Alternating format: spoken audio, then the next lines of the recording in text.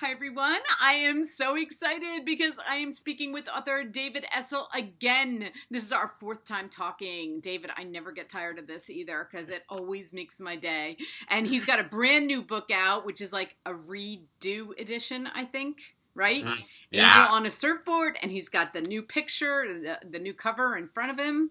And Let's see if you can get the lighting right. I know, it's really glossy. That's awesome. Yeah, it came out phenomenal, Michelle. I've got such a great team of people. When you do a book, it's not just the author, You've got to have an amazing illustrator. You've got to have, great design people. You've got to have people that understand the world of publishing. And it's really a team effort. I mean, we have 10 people working on a book just to get it out. Wow. Yeah, well, it's huge. You know what? This is our first time talking about love, I think. I think it is.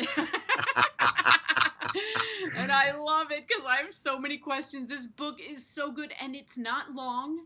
You can get through it, but there's so much in it. Yeah. So much. Yeah, and it was a surprise, Michelle. I mean, it was a total surprise. Now, for, people that are used to writing books and are into writing books, what I'm going to say is that the normal way to write a book is you create an extensive outline. If there's characters, you do character bios, and you do all this really intense research work up front. And then, and this is when I teach other people how to write books, I say to them, when you go to actually write the book, it shouldn't be more than a couple weeks long at the most to get the book out. If you have a really powerful outline, a book shouldn't take more than 14, 21 days to write. I mean that sincerely, okay? Now, the editing process is a lot longer, but actually to put down your thoughts, your words and ideas. But here's the weird thing about the book, Angel on a Surfboard, a mystical romance novel that explores the keys to deep love, is that I went out a number of years ago to Hawaii to speak at a conference, and I tell this in the preface of the book. And, I had been thinking about writing a novel, but I had never really put pen to paper. I'd never really created an outline. And I go out there and I spoke for one day to a large banking corporation, and then I stayed for 3 weeks. And I stayed a week on Maui, a week on Oahu, and a week on Kauai. And on the second day on Maui, I'd just gotten done with this lecture the night before. The second day on Maui, I'm at the pool, and I always bring with me legal pads, because I just love to take notes and jot ideas down of where I'm going next in life and all that stuff, And all of a sudden, I started writing. I don't even know where. We say that I was channeled through, absolutely channeled through. And I start writing this exotic love story, that's filled with eroticism. It's filled with deep meaning. It's filled with tears. It's filled with happiness. And, and as I wrote, and this is again, the wildest thing is I had no outline. I had no character biographies. There's some very powerful characters in the book. I'm not a surfer, and I ended up writing this book about surfers, about professional surfers that, had bad luck in love and all this. And at the end of, I'm going to give you the short version, but at the end of day one, I went to my hotel room, and there's a guy who's actually, the story, 50% of what happens in the book is absolutely fact. There's a lot of stuff that just blew my mind. And I called my buddy Lee Witt, who lives in Seattle, and I said, hey, listen, man, do you have like 45 minutes? Because I have been writing all day, and I think I've got this incredible novel, but I don't even have an outline. It's flowing through me. And I read it to him, and he goes, oh, my God, go back to the pool. He said, get back down there and keep writing, and that was the validation that really helped me to continue on with the story. But it is a deep love story. And it has a lot of thrills and a lot of really bizarre idiosyncrasies, synchronistic happenings with this guy, Sandy Tavish, who's the writer. And he runs into this 70-year-old retired surfer dude who has like this magnetic personality, and he knows everything that Sandy is thinking and doing without ever being around Sandy that much. Yeah, well, I know you so well because I watch your videos, and I know how you feel about love, and I've watched them all because, I know nothing, and then I watch you. So, a lot of it, I felt like, I was like, oh, this is so David. Like, I felt like it was so you, and then I was thinking today, well, because I knew we were going to have this interview, and I'm like, you know what? Ask him because I don't know if I've ever seen you do a video on this, but is it the same as like when we're teaching our kids about love as opposed to somebody our age? Do you think it's the same advice? Without a doubt. It all the seems same. Like we don't have time. What'd you say? You know? What'd you say? I said, it seems like I don't have time. I'm 54, and it's like, I know what I tell my children, right? But I'm not good at it. I'm not good at taking my own advice, when it comes to like love yourself and all of that stuff. And I feel like I've gone through 2 divorces, and I still know nothing. Like, I feel like I still know nothing. And when I was reading this, I was like, wow, it was just hitting me all over the place. So I was like, I'm going to let him talk about that because it's crazy. Like, because we give our advice, but really for us at this age, like, I didn't think I was going to be single at 54. I was going to be married. I was going to have that, 70-year marriage that forever and ever. And then here we are, I'm not. So. Well, let me tell you some statistics because I think this is really important, and why we're encouraging people to get this book is we want to change the statistics. Now, we've been doing this work for 40 years, and in 40 years, we found this to be true. 80% of relationships in our country suck. I don't doubt that. I really don't. It's the truth, and we can prove it, Michelle. It's not just like some kind of David Esselism. Right. I mean, there's actually fact here. All right, 55% of first marriages end in divorce. 55%. 72% of second marriages end in divorce. 78% of third marriages end in divorce. Okay, so we got it all wrong, and here's the problem. The problem is women's magazines, romance novels, internet bullshit stories, about love, and, the reason we're here is love, and everything's about love. It's a bunch of crap. It really is. It's because when people hear those words, everything is about love, the first place we go is partnership. There's a billion different types of love, but our brains are so screwed up that we think if I'm not with someone, there's something wrong with me. If I don't have someone lined up after this divorce, like, I'm not going to wait any period of time. I need to be, I'm 54. I need to be out there. I need a man. I need a woman. I need a whatever, right?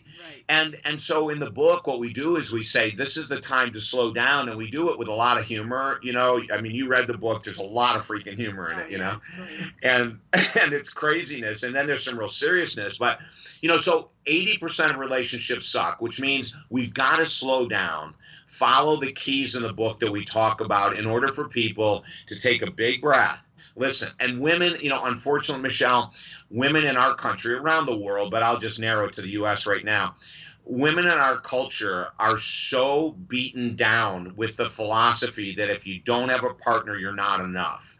That there's something wrong with you, you're not enough. And it's like crazy making. And so what happens is when we have this philosophy, and we call it mass consciousness, it's all around us. Jewelry ads on TV, you name it. Everything is about romanticism and romance, and that's a part of it. But if you don't get the other stuff right, you're never going to experience the romance that we read about in these novels and read about in Glamour magazine and Cosmo and all this stuff. So we got sucked into this vortex, Michelle, and the way to get out of it is to slow down and, pick up our book, and there's other books out there that will talk about the truth of love. And one of the keys, one of the 6 keys is that love never leaves. It simply changes form. And what that means is that, and this is so beautiful, because when people end, like maybe yourself or other people that end a long-term relationship that we thought was going to be forever, a lot of times we jump and we search and we get anxious and nervous that we won't find someone, because the older we get, the harder it is to fall in love. And, that's not actually true at all. So we say love never leaves, it simply changes form. And the form it changes into could be and should be something so dynamic and beautiful. And that love that changes form, one option is self-love. and self-love is really funky. It's throw the affirmations and vision board crap out the window. You can say, I love myself all you want. But what I challenge people is I say, do this. Stand in front of the mirror, strip naked. Just strip freaking naked. Stare at your body until you come to a level of acceptance. Now, you can change it if you want. You can eat healthier and exercise more and do all that kind of stuff, but you got to start here and now. The only caveat I say is, if you strip down and you go, oh my God, look at all that fat, screw it, I'm just going to keep eating my Cheerios or my Oreos. That's not what we're talking about. We're saying learn to love that body, that temple, that vehicle. If you have arms and legs, you're blessed as hell. If you have eyes that see, you're blessed as hell. If you have ears that hear, you're blessed as hell. If you have a mouth that can eat food, you're blessed as hell. So, get into the self-love. Get into this whole thing about, all right, I've got to start with my body. I'm going to start here. And let me just practice.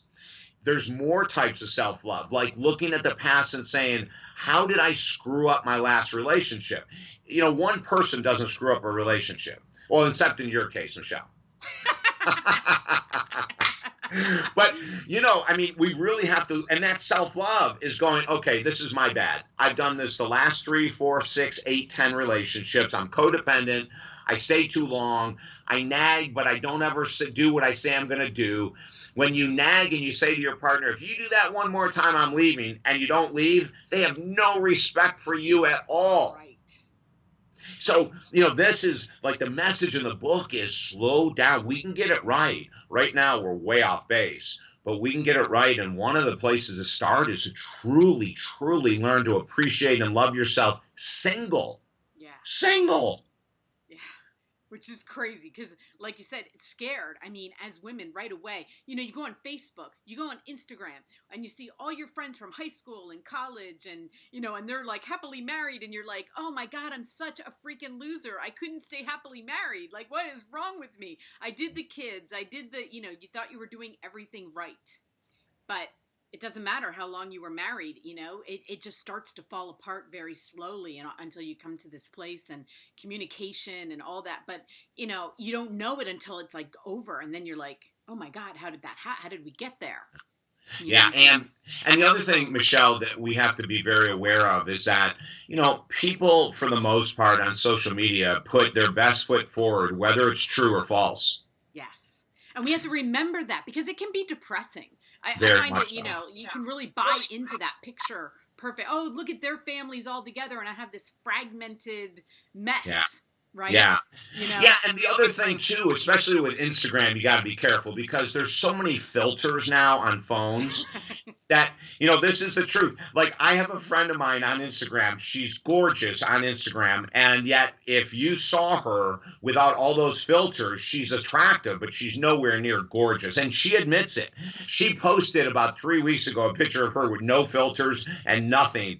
And it was like, you can't even believe it's the same person. Seriously. Wow. So you got to watch that. And, one of my assistants, Judy, who is a huge part of my business, I was talking to her about filters and all that. And she said, you know what? My 18-year-old and my 16-year-old girls, they knew 4 years ago what side is their best side. And they won't take a picture and post it without it being their best side. And they won't post a picture unless it's been filtered. And they won't. I mean, shit, it's starting so young. It's disgusting. We have forgotten what it looks like to be unfiltered on social media. And that means what people post verbally as well as how they look. So it's tough. And again, women especially, guys, we have the pressure to earn a lot of money. Right. And it's a huge pressure. Guys that don't earn a certain income feel like crap. Women that don't have a certain body feel like crap.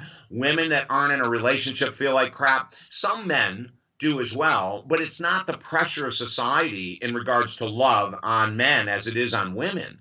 I mean, women are just constantly told that they're not enough, they're not pretty enough, they're not gorgeous enough, that their partner doesn't make enough money or whatever the crap is.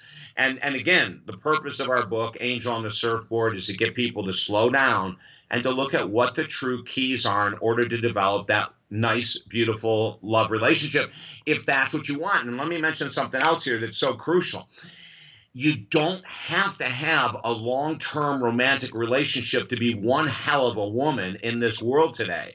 You don't have to have that to be making changes in other people's lives, to influence people greatly. It isn't about having a relationship. It's about us being grounded in ourselves, sharing that groundedness so other women, in this case, we're talking about women mainly right now, so other women can start to feel the confidence that a single woman has.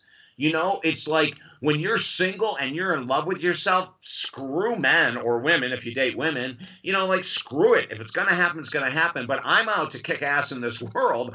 I'm out to have fun. I'm out to make a difference. And if I have a partner along with the ride, great. And if I don't, great. That's the attitude I would love people to have. Yeah, and I love how you touch on sex in relationships in this book, because we've all been there. You know, well, yeah. I can speak for myself. but you think that is going to like work. You're like, okay, well, I've tried the one way, so let's just try this way. You know, like it's always like you think you're trying from different angles. Well, I've had a relationship where we've waited to have sex and I've played that, you know, I'm not going to until we're at a certain place. So then you're like, next time I'm just whatever. Sex is coming right up front. I'm dealing with it right there. And, you know, and then that doesn't work, you know, and then you're like, oh my gosh, it just work, you know. It's confusing. You know, in the book, Sandy Tavish, again, he's the lead character. He's the writer. You know, he runs into this gorgeous woman at the pool who runs the pool stand, Mandy, you know, and Mandy is like just, she's hot and she's all over Sandy. You know, she's just being very flirtatious. And on the second or third day at the pool, she says to him, you know, come here, I need to talk to you. I want you over for dinner tonight. I'm single. I bought a bottle of wine. I'm gonna give you every dream you ever imagined possible. And Sandy's flipping out, right? He's going, oh my God, could this really be true? And so he goes, and then he realizes once he's there, and she comes to the door with this, you know, basically nothing on but her high heels and 2 glasses of wine, and he's sitting there thinking, every man's dream, right? Like this is what every man fantasizes about. And then he remembers something she said at the pool, that she is out of a long-term relationship by 3 days. And she says to Sandy, you're the man of my dreams. And when Sandy hears that, he says, time out. You know, he goes, I know where this is going and it's nowhere good. You know, you need to take this time. You've been single for a few days and, you know, that's not what's going to bring you deep love. And so he talks to her, and of course she immediately pushes back at first and says, how could you ruin it? How could you ruin this night? And then she says, wow, I got to think about this. Yeah. You know, maybe I'm getting chills right now, Michelle, even though it's my freaking book. You know, it's like, and she says, she finally slows down and says, okay, you know, I'm going to go to sleep now. You can leave and let me think about it. And, you know, what Sandy says as he's doing the commentary is that she made a great move. She ended an unhealthy relationship, which is one of the 6 keys to deep love. You know, like I have clients, Michelle, that have been in toxic marriages and toxic relationships for 35, 45, 50 years. And I, you know, like I mentioned earlier, 40 years in this industry, and you've seen it all and you've heard it all. But one of the major keys is having the strength and the gall to leave an unhealthy relationship, to leave a toxic relationship. So Mandy in the book got half of the equation right. But she wanted to jump the process, and, you know, she didn't want to be alone. I mean, God, so many people, and this is something else really important. So many clients I've worked with over the years have said, I don't have any fear of being alone. I'm comfortable being by myself. And then I'll go, well, let's do a track record of how long in between each of your previous relationships. And, you know, with most of them, it was 2 or 3 months at the most. And then they were jumping back in bed with someone else. And, you know, we say you really, after a long-term relationship, you need to take at least a complete year off from any dating at all. You know, like, forgive yourself, forgive your former partner, work your butt off, learn how to love yourself, and then you might be ready for that deep love relationship that you want. Right. And I also find what's interesting for someone my age, anyone who's watching, is like, now we've had the kids, you know, we've done that. And so it's like, so do you, you know, in this day and age, do you get married? I mean, I remember all the advice I gave my kids about marriage. And now it's like, you know, you get to this age and you're like, well, we're not having kids. is there a reason to get married anymore? Or do you just, I don't know. What are your thoughts on that? Well, and this is not a negative statement. This is a realistic statement. I think marriage is way overblown. I don't think it's necessary to be happy. I don't think it's necessary to marry someone to have a great relationship. I think it's just a bunch of nonsense. Again, mass consciousness, jewelry stores, magazine articles, romance novels, all this kind of crap that pigeonholes us, Michelle, into this tiny little box that says, well, if we're going to be together, I want a commitment. I want a serious commitment. Listen, 55% of first-time marriages end in divorce, 72% a second, 78% a third end. So don't tell me that marriage is some kind of like saving grace of commitment. Right. No, and here's, I'll tell you a couple trends that we've seen in the last couple of years in long-term relationships that I freaking love. Number one, living apart forever. And we have a sequel coming up to Angel on the Surfboard, and I'm going to be covering some of these ones that we talk about. Being in a relationship and choosing not to live in the same house is okay. It's awesome. It's great. People got to break out of the box. What works for me? Well, let me think. I've been married 3 times. That never worked. I wonder if I should just date without marriage, I lived, and then the other thing is living together but sleeping in separate bedrooms. Very chic. Very cool, very beautiful, because those people that are doing that have the balls and the strength to say, I love you very much, but you know what?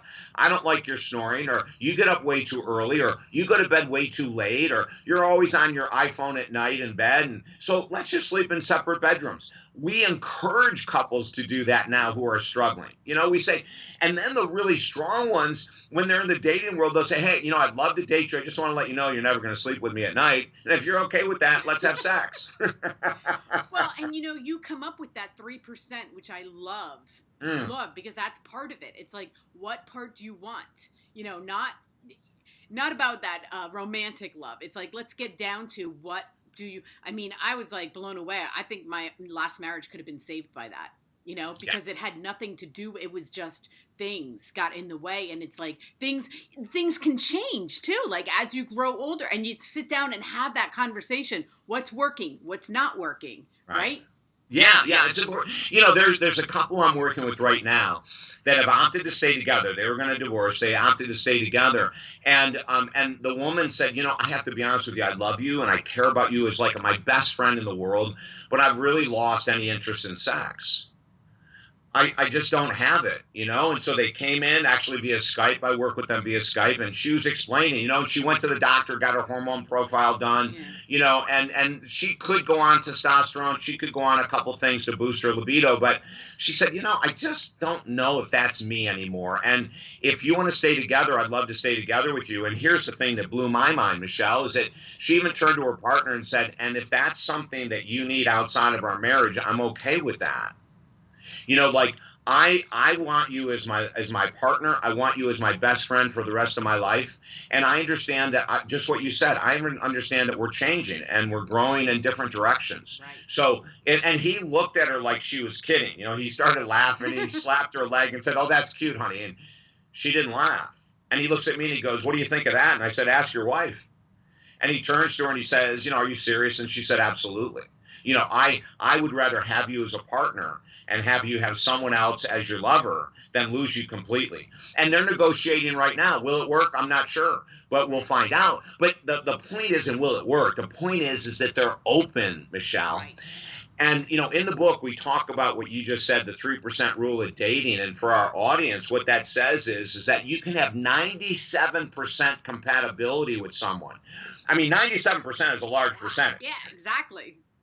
But if they have a deal killer, and that could be they drink too much, they smoke, one couple I could not help save the marriage. The husband ate with his mouth open in public all the time. And she would bring it up to him and said, honey, it's just disgusting. Can you please? And he said, this is who I am. Take it or leave it. And she left him. But when they were divorcing, I said to her, is this something that just started happening? And she said, no, he's been doing it for 20 years. Well, what we want through the book Angel on the Surfboard, Michelle, is people to slow down once again and look at the 3% rule of dating and say, is the person I'm currently with, do they have a deal killer, something that I can't stand that's going to build resentments inside me, which will then make me shut down, do passive aggressive behavior, look outside the relationship. And people are afraid. And we say, listen, if someone has a deal killer, maybe they smoke or they drink too much or whatever it is that doesn't work for you. Maybe they have 3 little kids under the age of 10 and you already did the kid thing. And you go, I can't do young kids anymore. Well, then don't date that person. Right. Don't act like they're the only person in the whole world that you're going to be attracted to. Yeah, exactly. And so now the people that are needy and lonely and insecure and haven't found their own deep love, they will jump to someone that has a deal killer and they will justify and rationalize. Well, I'm just going to have to get used to the fact that he smokes, or I'm going to have to get used to the fact that she spends all this money every month, or I'm going to have to get used to. And it's like, no, look at those deal killers, take them seriously. Give your partner a chance to change them. Say, hey, listen, this alcohol thing is really bothering me. So I'm going to give you 90 days to get sober, or 90 days to quit smoking, or 90 days to do something. And at the end of 90 days, let's sit down and talk. And if you can master this deal killer, let's stay together. And if you can't, I just can't be here, honey. It doesn't mean we don't love them. Right. It just means it's not a match. Right. I love it. It could have saved me lots of trouble. And myself too, Michelle. I made some major mistakes in I'm divorced twice as well, and I made some major mistakes in both marriages that I take responsibility for. And one of the other thing that we talk about in the book is, are we codependent? Most of us are highly codependent. Right. Oh my gosh, I think I'm like, I have all the asking me if I'm codependent, and like I can check them all off, But I think we are. I think a lot of, that's just not that unusual. But it's knowing it about yourself and then trying to work on that, which is the self-love, because the more you love yourself, the less codependent you will be. Oh my God. As a matter of fact, the women that we work with to get independent, and men, because there was a guy I worked with for a year. We ended about 6 months ago. He had to have a woman with him all the time, Friday, Saturday, Sundays. If he wasn't in a relationship, he had to be on Match.com trying to find one. It was, and he drove himself crazy. Right. He was just literally nutso. And women would say to him, God, are you needy? And, he would say, oh, that's bullshit. I am not, I own my own house, my own boat, blah, blah, blah. Right. But he was really insecure. We got him to quit dating for a complete year. And he is the strongest, most independent guy now, where he was highly codependent before. And the same thing with women. When a woman can become independent, now, here's the catch-all. An independent woman will scare the hell out of a codependent man. Right. And that's okay. Scare him. Scare him right out the door and tell him not to come back. Yep. No, I love that 1-year rule. I really do. Because if you prove to yourself that you can do the holidays without the kids, with them going to the ex, without, everything, and prove to yourself you can change a light bulb, and that you can... I love it.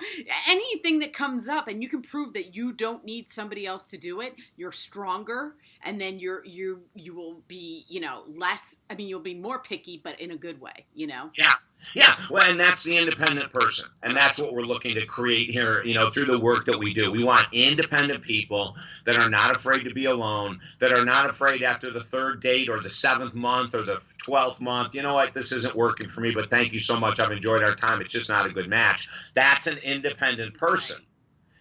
Like no ghosting. You're dating someone and you don't like them, you decide not to reply to their texts anymore. That's just immature, 3rd grade behavior. So we say, we teach people in all of our love and relationship coursework, just be honest. And if they get pissed off at you, they're going to get pissed off at you, but be honest. Yeah. And in the end, everyone wins when you're honest, and especially you.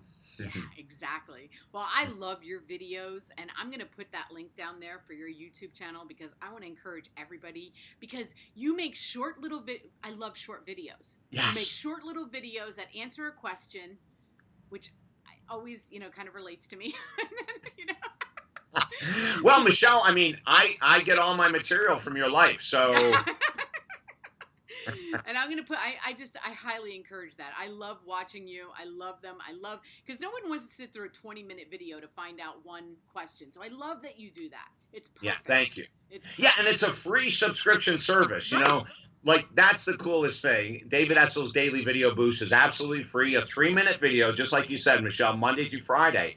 And people can sign up and have them send. And we want them short so that you don't get bored. And you get the meat right away and then go on with your day. Exactly. You get the answer. So show everybody the cover one more time. This book is out. I will have the link listed below. You can get, I love that. I absolutely love it.